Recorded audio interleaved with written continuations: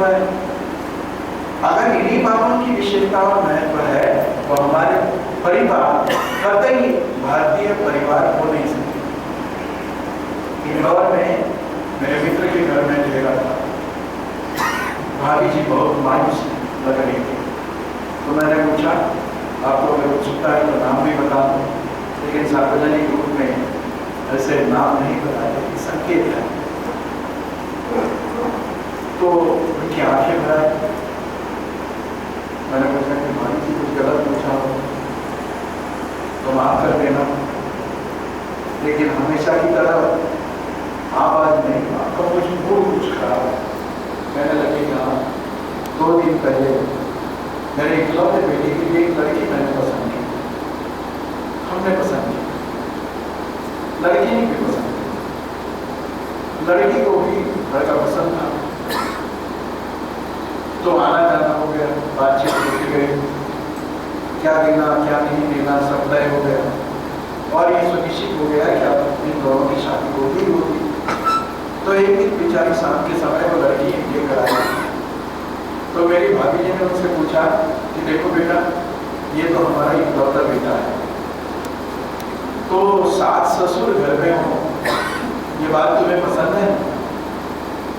लड़की ने सामने से जवाब दिया कि हाँ पसंद है, लेकिन दीवार पे टंगे हुए सास ससुर पसंद है। अब हंस रहे हैं, मैं तो रो रहा था कि हमारी देश की पढ़ी लिखी लड़कियां पढ़ी लिखी जरूर है और संस्कृति से, सुसंस्कृतता से, सभ्यता से उनका कोई रिश्ता ना लड़कियों का ना लड़कों का, किसी एक पर दोष देने की कोई आवश्यकता नहीं। तो हम शादी ब्याह के समय किन मुद्दों पर अधिकता से विचार करते हैं? कभी कभार ये भी होता है कि लड़का और लड़की एक दूसरे के साथ, आजकल बुजुर्ग भी कहते हैं कि जाओ आप दोनों मिलकर बैठो, आपस में कुछ बातें करो, एक दूसरे के समझ जन्मांतर एक दूसरे के साथ रहने के बाद भी हम एक दूसरे से अपरिचित हो रहे नहीं पहचान सकते और इतना आसान नहीं है। एक दूसरे को पहचानना बहुत मुश्किल है और उससे भी अधिक मुश्किल है अपने आप को पहचानना। तीर्थंकर भगवान महावीर की एक बात मुझे बहुत पसंद है, जाते जाते वो भी ध्यान में रखिएगा और ये भी कोशिश होनी चाहिए और ये भी भारतीय संस्कृति की विशेषता है कि दूसरों से परिचित होना, दूसरों का परिचय पाना, ये कोई विशेष बात मानी नहीं गई। तीर्थंकर भगवान महावीर कहते हैं जे एकम जानी से सर्वम जानी, जिसने अपने आप को जान लिया उसने दुनिया भर का ज्ञान पा लिया। पर भी वो दोनों बैठते हैं, एक दूसरे का हाथ में लेते हैं, आंखों में आंखें डालना वगैरह वगैरह, जो आप अक्सर फिल्मों में जो बातें देखते हैं, और फिर लौट कर आके कहते हैं कि हम एक दूसरे से हमारे विचार भेद खाते हैं। मैंने मेरी पुत्री को पूछा कि देखो बेटा, 2 घंटे आपकी बातें हुई, अच्छा लगा, क्या क्या बातें, कहाँ रहेंगे, कैसे रहेंगे, विदेश में जाने की एक ख्वाहिश तो होती है, खासकर माओ में ज़्यादा होती है, ताकि बच्चा विदेश जाए, उसके साथ बहू जाए, फिर वो प्रेग्नेंट हो जाए तो डिलीवरी के लिए नर्स चाहिए, दाया चाहिए, तो बहुत महंगी होती है। तो मुफ्त की नर्स यहाँ से निकलती है, एक विदेशी यात्रा भी हो गई और घर की सेवा भी हो गई। कैसे बौने ख्वाब लेकर जीते हैं, जिंदगी में एक बार यूएस जाना, क्या पता है, लेकिन अपनी अपनी सोच है। तो मैंने पुत्री से पूछा कि क्या क्या हो गया, दुनिया भर की बातें। मैंने कहा कि तुम्हारे साहब से ये भी पूछा कि नहीं, तब तक तो तय हुआ था शादी होगी होगी। तो उसने पूछा कि क्या, कि तुम्हारे घर की कॉन्स्टिट्यूशन क्या होगी, संविधान क्या होगा। तो बोले कि ये क्या होगा। मैंने कहा कि आप शादी क्यों कर रहे हैं? पापा ये भी क्या बात होगी, लड़का मुझे पसंद है, लड़के को मैं पसंद हूँ, दोनों भी पढ़े लिखे हैं, आईटी के है, विदेश जाने का पूरा मौका है और तंग आ चुके इस देश से। मैंने कहा कि ठीक है, कहीं पर भी रहो, लेकिन तुम्हारा कोई संविधान है कि नहीं, देश के लिए एक संविधान बनता है। हमारा अपना कोई संविधान है? पापा पापा ये पहली बार मैं सुन रही हूँ, ऐसा भी तो होता है? हाँ बेटा होता है। जब फेरे लगाते हैं तो पंडित पूछते हैं और जवाब भी देते हैं। आजकल तो ना पति देता है पत्नी देती है, पंडित एक सब काम कर लेता है। कई बार तो मैं देखता हूँ तो वो जो बेचारा लड़का होता है उसको अगर 10 बार भी पंडित कहता है तो अपने दोस्तों के साथ ही मजाक करने में जुड़ा रहता है।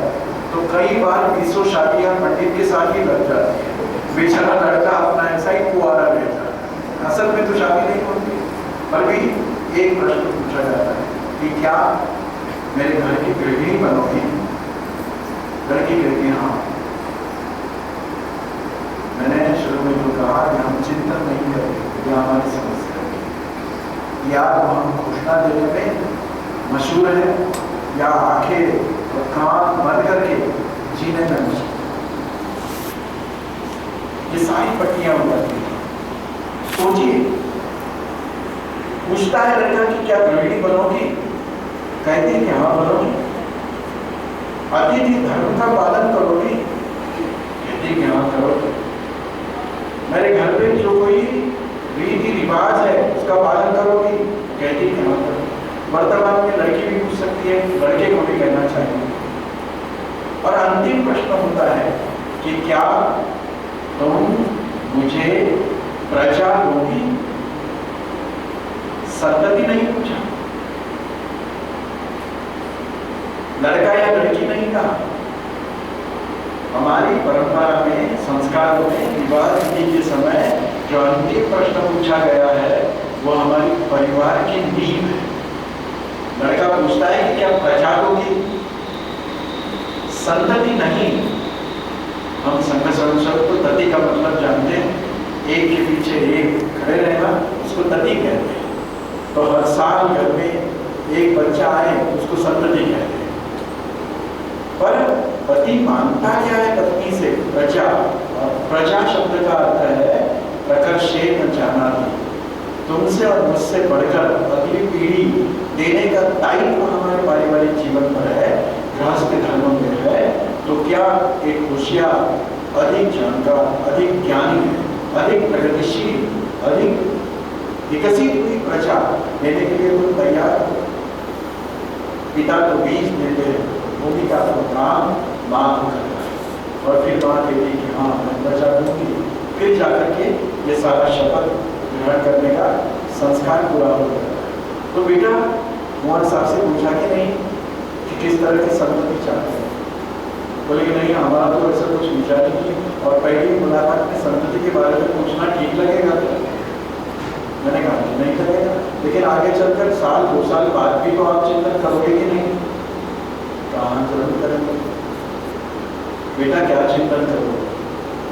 तुम्हें बता दिया किस बात पर आसीन होने के लिए तुम दोनों उत्सुक हैं। तो कुंवर साहब को भी मैंने बुलाया, दोनों को बिठाया और कहा कि कुंवर साहब बुरा ना मानिए, आप तो हमारे लिए ईश्वर का रूप है।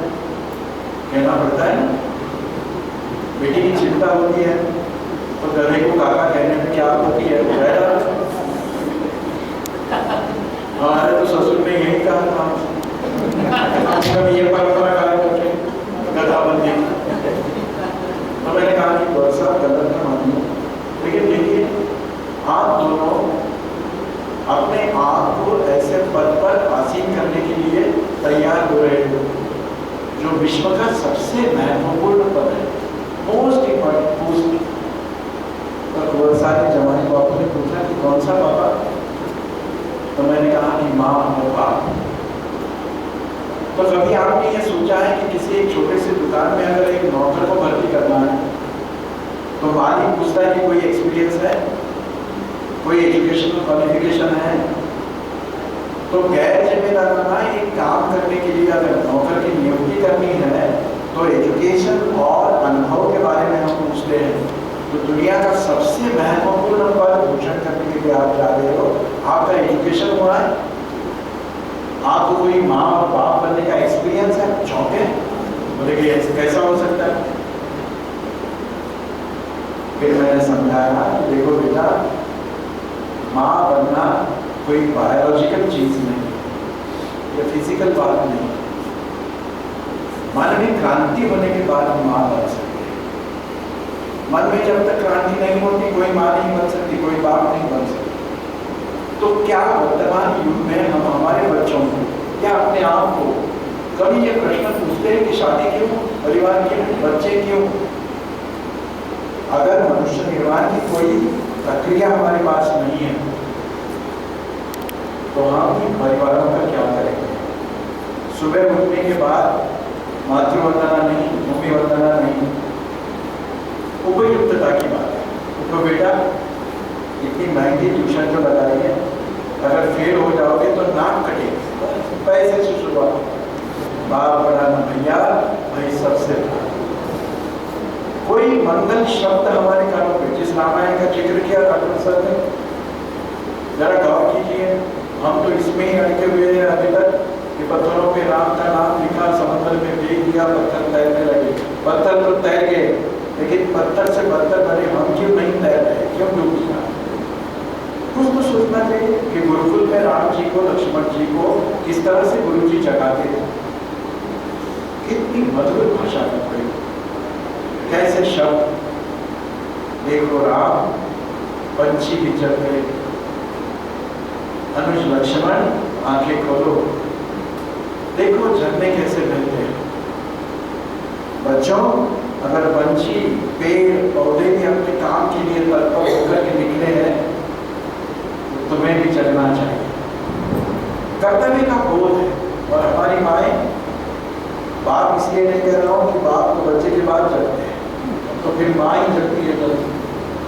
फिर कहते उठो, फेल हो जाएगी, हमारे नाक कटेगी, 50,000 रुपये भी है, इतनी महंगी ट्यूशन जो लगवाई है। तो बच्चा सोचने लगता है कि मैं माँ बाप के गौरव का साधन हूँ, कोई मनुष्य बनने की आवश्यकता है। बस पढ़ाई कर दी, नंबर पाए, अव्वल आया, माँ बाप खुश, मैं खुश। जरूरी है, लौकिक शिक्षा जरूरी है, पर क्या कभी हम बच्चे को पास में बिठाकर या कहानी के द्वारा या गीतों के द्वारा या सम्मान के द्वारा मनुष्य बनने की प्रक्रिया उसके मन में जागरूक करते? कभी अपना काम खुद अपने हाथों से करना चाहिए, ये बात कभी सिखाते हैं? कौन सी संस्कारों की बात करते हैं? दिवाली अवकाश और जैसे कि गर्मी का अवकाश में संस्कार वर्ग में भेज दिया और वो गीता का एक अध्याय कंठस्थ करके आया तो क्या संस्कारी हो गया? अगर पूरी गीता भी कंठस्थ होती है और आचरण में नहीं उतरती तो केवल कंठस्थ करने का कोई मतलब नहीं है। हमारे संस्कृति, हमारे संतों ने नकारा है, ऋषियों ने नकारा। वो कहते हैं कि गीता कंठस्थ होनी चाहिए ही चाहिए, पर गीता का जो सार है हमारे आचरण में चाहिए। एक बार चौधरी चरण सिंह वर्धा में विनोबा भाभी जी से मिले, मौन था बाबा का, तो चरण सिंह प्रधानमंत्री बने थे तब, चिट्ठी लिखी और आनंद बेटी के दर्शन हेतु मैं आया हूँ, और नीचे लिखा चरण सिंह। बाबा तो बाहर नहीं आए, उसी चिट्ठी पर बाबा ने लिखा चरण सिंह आचरण सिंह बनो, जाओ अब मुझे से दे दो। कंठस्थ करना, याद रखना, दोहराना, सभाओं में उसको सबके सामने रखना, ये पंडित होने का लक्षण हो सकता है, मनुष्य होने का लक्षण नहीं। और आवश्यक नहीं कि हर पंडित मनुष्य, पर ये आवश्यक है और ये होता भी है। जो अच्छे रूप में मनुष्य बन गया अपने आप पंडित हो गया, क्योंकि यह क्रियावान सपंडित, जो काम करता है पंडित हो जाता है। तो कभी हम बच्चों को ये सिखाते हैं, रामायण महाभारत की कथा कभी सुनाते हैं और बताएंगे सवाल कि क्या हमारे घर में सचमुच संवाद विहीनता बन गई? हाँ बन गई, लेकिन केवल बोलने के संदर्भ में नहीं, शब्दों के प्रयोग के संदर्भ में नहीं, संस्कारों की दृष्टि से। जो घर संस्कार विहीन है, संवाद विहीन, तो कैसे संस्कार हो सकते हैं? एक घर में सुबह जल्दी पहुंचा, यात्रा से आया था, तो घर जब मैं पहुंचा तो वहाँ का बच्चा बहुत जल्दी ट्यूशन के लिए निकल पड़ा। मैंने ब्रश वगैरह किया, भाभी जी से पूछा कि चाय गया है,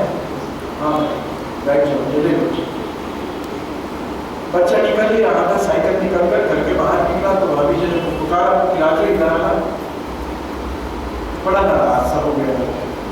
माँ फिर देर हो जाएगी तो ट्यूशन में मुझे नहीं लेंगे, टीचर जी बाहर खड़ा कर देंगे। माँ ने कहा कि ठीक है आज मत जाओ ट्यूशन, इधर आओ। नाराजी से आ गया, ना खुश था। कुछ हद तक उसकी कोई बात सही नहीं। माँ ने कहा कि देखो बेटा, ट्यूशन तो जरूरी है, लेकिन उससे अधिक जरूरी है अपना बिस्तर समेटना। जाओ अंदर, बिस्तर ठीक से समेटो, बाद में ट्यूशन करो। बिस्तर समेट कर वो ट्यूशन चला गया। वो जब तक वापस लौटा मेरी स्नान संध्या हो गई थी और नाश्ते के लिए हम सब इकट्ठे आ गए। तो बेटा भी आ गया, लड़का भी आ गया, हाथ पाँव धोए और नाश्ता खाने के लिए जाए से वो डाइनिंग टेबल पे बैठ गया। माँ ने हाथ पैर से थामा, कहने लगे उठो। अब वो जरा ज़्यादा चिड़चिड़ा हो गया और कहने लगा कि क्या माँ है सदा दी हो। माँ ने इस ढंग से कहा कि मैं भी डर गया। देखो माँ से बात कर रहे हो, तमीज से बात करो।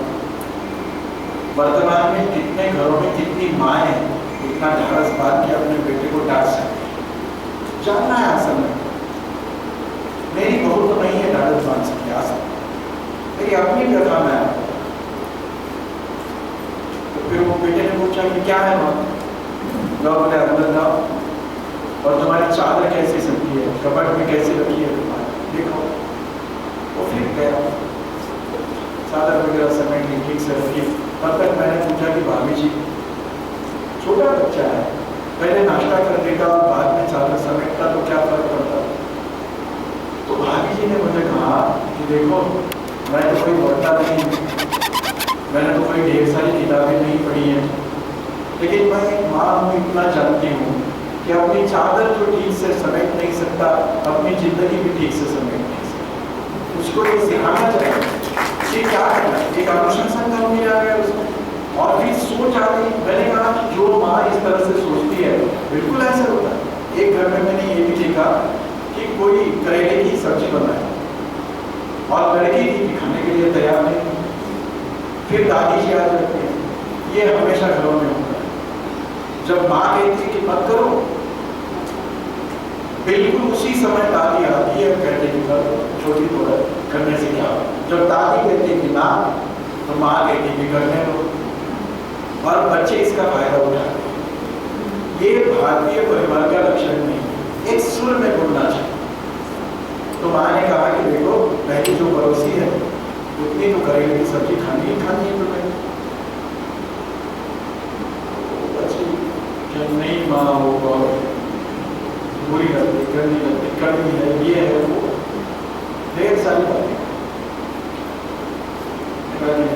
अगर ये नहीं खाती हो तो मैं और कुछ नहीं करूँगी, ये रोटी और ये सब्जी खाना लो, जबरदस्ती खिलाया।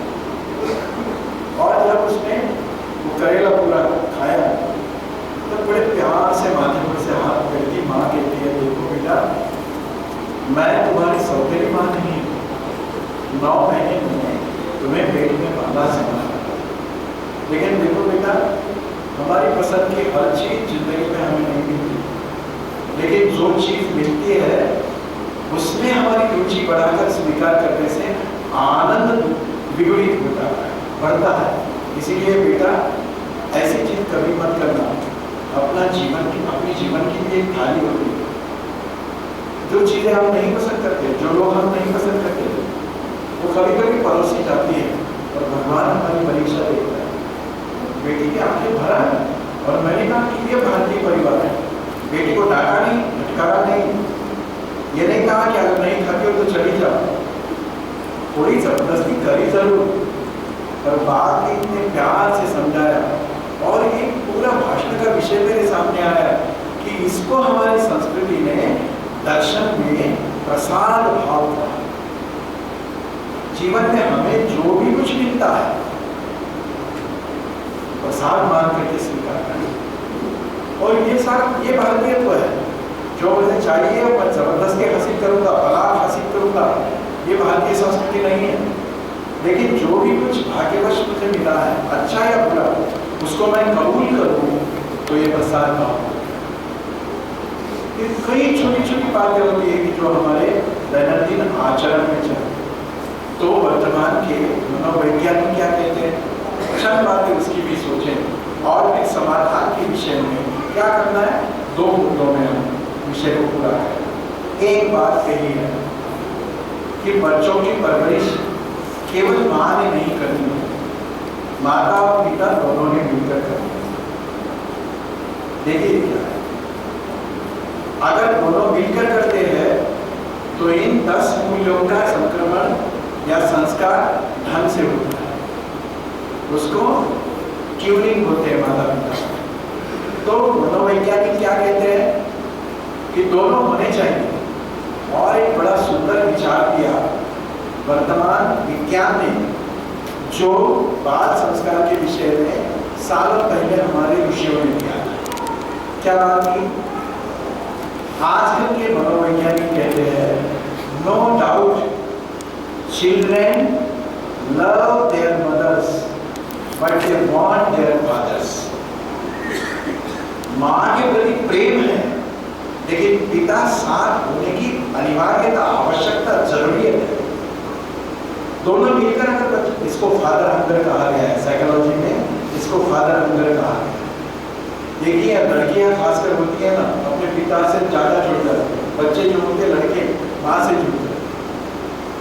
कई सारी विशिष्ट स्त्रियां जो अग्रेसर भी अपने जीवन में विशेष स्थान अर्जित किया, उनकी जीवनी अगर पढ़ते हैं तो कहते हैं कि प्रेरणा पिताजी से थी। और कोई पुरुष अगर बड़ा बन जाता है और उसकी जीवनी पढ़ी तो कहता है कि माँ ने मुझे प्रेरणा।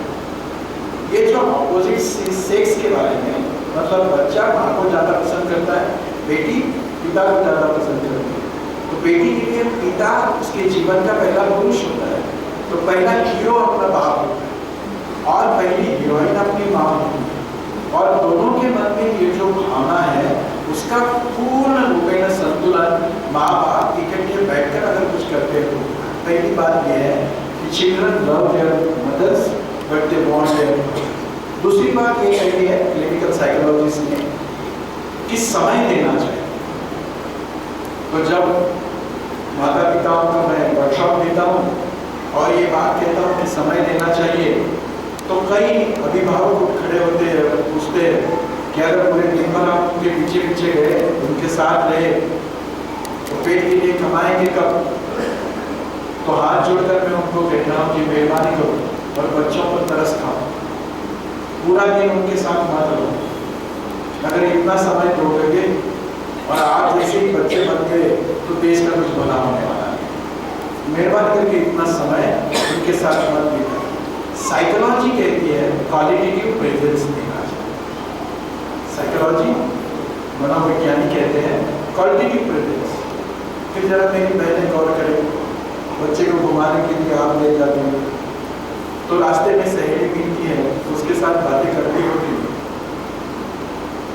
इसको बच्चा भ्रष्टाचार कहता है। आपको भी ये सवाल है, अगर आप अपने बच्चे को घुमाने के लिए ले जाते हो और किसी का मोबाइल आया तो 5-10 मिनट तो मोबाइल पर बात करते हैं। हमने तो कसम खा रखी है 10 मिनट से कम एक समय मोबाइल पर बात ही नहीं करेंगे, नहीं तो बाप का नाम नहीं बताएंगे। तो बच्चा देखता है कि पापा मुझे घुमाने के बहाने बाहर आए, लेकिन फोन पर दोस्तों के साथ ही बने रहे। ये मेरे साथ ये विचार 10 मिनट दे दो, लेकिन पूरे 10 के 10 मिनट बच्चों को दे, तब देखो कितना परिवर्तन होता है। दूसरी बात यह है, साइकोलॉजिस्ट कहते हैं कि लाड प्यार से जो चीजें बच्चे मांगते हैं तुरंत उनको लाकर मत देना। इसीलिए उन्होंने कहा है, सूचना करी है कि ना सुनने की आदत डालनी चाहिए बच्चों, ना सुनने की। लेकिन यहाँ पर भी सारे जो पेरेंट्स हैं वो पागल से व्यवहार करते हैं। वो कहते हैं कि हमारे बचपन में जो बातें हमें नहीं मिली, बड़े भाग्य से हमारे बच्चों को मिल रही है, तो हम क्यों ना दें। तो मेरी प्रार्थना यही रहती है उनको कि जो चीज़ें आपको नहीं मिली वो देने की जरूरत नहीं है, लेकिन जो चीज़ें बचपन में आपको मिली है वो चीज़ें दे दीजिए। कौन सी चीज़ें हैं? अच्छा सुनना, अच्छा देखना, अच्छा पढ़ना, अच्छा बर्ताव करना, रिश्तेदारों के साथ मेल जोल रखना, शादी विवाह, तीज त्योहार के पर्वों पे जाना, एक दूसरे का सुख दुख बांट लेना, ये जो बचपन में गरीबी में आपको मिला था, यही अमीरी थी। लेकिन ये अमीरी छोड़कर आप ये क्या कर रहे हो? तीसरी बात बताते हैं कि ढेर सारे खिलौने लाकर लाते, अगर लाए नहीं तो एक साथ एक समय 2 या 3 खिलौने से अधिक खिलौने नहीं देते। क्यों कहते हैं? वो कहते हैं कि अगर ज्यादा खिलौने उसके सामने रखें तो जल्दी उग जाता है, और फिर कहते हैं कि ये खिलौना ये अच्छा नहीं, ये खिलौना ये अच्छा नहीं, ये खिलौना।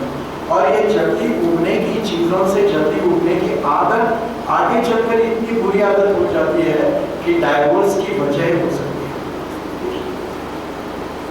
बड़ा ही व्यापक विषय है। बस कुछ बिंदुओं को मैं आपके हाथ सुनूंगा, आप चिंतन करें। फिर आग्रह है साइकोलॉजिस्ट का, क्लिनिकल साइकोलॉजिस्ट का, कि जो माता पिता मांगी हुई हर चीज बच्चे को देते हैं, इसका अर्थ ये नहीं है कि बच्चों के प्रति उनके मन में क्या है। जैसे डाइवोर्स होने के बाद पत्नी को ढेर सारा धन दिया जाता है, तो माता पिता भी ये सोचकर बहुत सारी चीजें बच्चों को देते हैं कि उनके मन में एक अपराध भाव है कि हम प्यार नहीं कर सकते, समय नहीं दे सकते, तो चलिए इसके बदले ढेर सारी चीजें दी, तो मत देना इतनी चीजें। और तीसरी सर्वोपरि बात यह है कि आपके बच्चे कैसे बनना चाहते हो, अगर बनाना चाहते हो, उस तरह का व्यवहार करो।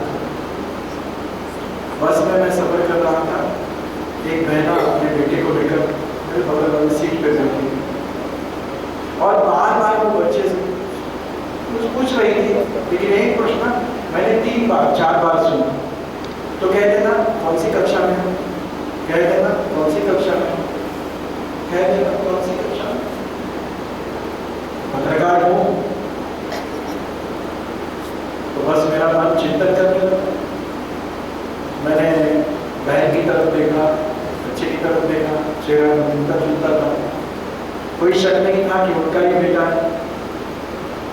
पर ये बार बार क्यों पूछ रही थी कि कौन सी कक्षा में हो, कौन सी कक्षा में। फिर कंडक्टर जी आ गए, टिकट के लिए कहा, मैंने कहा कि एक फूल दमोह से जबलपुर।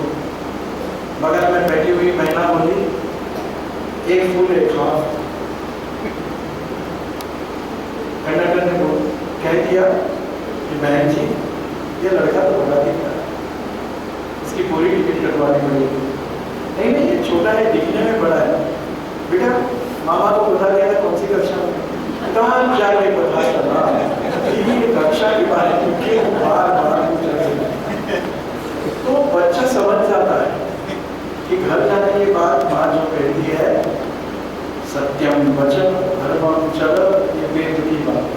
अगर पैसे बच जाते हैं तो झूठ बोलना लाजमी है। आचरण से अधिक सीखते हैं, भाषण से बहुत कम सीखते। तो संवादहीनता का अर्थ न केवल बातें कम करना, ऐसा नहीं, संस्कारों की ये सारी श्रृंखला का विस्मरण होना। और संस्कारों की ये श्रृंखला मात्र संस्कारों की नहीं है, मनुष्य निर्माण की प्रक्रिया है। और ये केवल मनुष्य निर्माण की प्रक्रिया नहीं है, पंचकोशीय व्यक्तित्व का विकास है। इस विकास के साथ ही विश्व को हम आर्य बना सकते हैं। तो चले समाधान क्या है? छोटी सी बात कहते हुए मैं हमारी को मिला, एक सम्मान के आसन पर बैठ जाओ, स्नेह की दीप जलाओ, श्रद्धा का कुमकुम तिलक लगाओ, प्रेम के फूल इकट्ठा करो और भविष्य को ही भगवान के रूप में अपने सामने रखा। परिवार की अच्छी शक्ति क्या होती है इसका अनुभव करते हुए अगली पीढ़ी का निर्माण करने का संकल्प करें। बातें छोटी है। एक गीत हम महाराष्ट्र में संघ में गाया करते हैं, मराठी है और आप आसानी से मतलब जान जाओगे। मंत्र छोटा, तंत्र सोगे, परी यशस्वी ठरले थे, रीत साधी शिस्त बांधी कार्य व्यापक होगी। संघ पूरे घर और परिवार का मिनिएचर है और परिवार संघ भाव का विस्तार है। तो करना क्या चाहिए? बस थोड़ा समय, थोड़ा त्याग, थोड़े सपने, थोड़ा संस्कार, दिन में एक बार एक साथ खाना जरूर खाना चाहिए। एक साथ बैठकर कुछ कहानियां सुने, कुछ गाना सुने, कुछ थोड़ा हंसी मजाक हो जाए। बहनों भाइयों, क्यों बेकरार है हम? क्यों परेशान है? क्यों है ये तन्हाइयां? क्यों ये खामोशी है? किस बात का डर है? हमने क्या खोया, क्या पाया पता है? ढेर सारा पैसा कमाया, हमें लगा कि साधनों को जोड़ने से ही परिवार बन जाएगा। बहनों भाइयों, आवश्यक नहीं है, साधनों से परिवार नहीं होते, साधना से परिवार होते। और साधना है हमारा राष्ट्रीय उद्देश्य निरंतर अपने मन में जागरूक रखना। चले संकल्प करते हैं कि डरेंगे नहीं, सहमेंगे नहीं, ये सारी तनाइयां, ये सारा अकेलापन, ये सारी खामोशी छोड़ देंगे। हमारा घर परिवार एक ऐसी जगह बना देंगे जहाँ हम मुक्तता से हंस सकें, मुक्तता से रो सकें। ढेर सारे ईश्वर की चीजें पाई बहनों और भाइयों, लेकिन एक बार अपने मन से पूछो कि किसके कंधे पर हम अपना सिर रख के रो सकते हैं?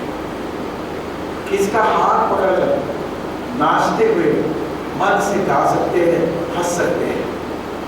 ये भी क्या एक मनुष्य की जिंदगी है जहाँ रोने की इजाजत है, ना हंसने का स्वातंत्र है। चलो हंसने के समय हंसे, रोने के समय रोए, पर यह न भूले कि हमारे घर मनुष्य निर्माण का आद्य विद्यापीठ है और हम उस विद्यापीठ के कुलपति हैं। कभी भी ऐसा व्यवहार न करेंगे कि इस पद पर आ जाए। माँ भारती, पूजनीय गुरु जी और पूजनीय डॉक्टर जी के आशीर्वाद ऐसे हिंदू परिवार बनाने की शक्ति, साहस और दिशा हमें दे, इतनी कामना करते हुए वाणी को विराम देता हूँ। वंदे मातरम।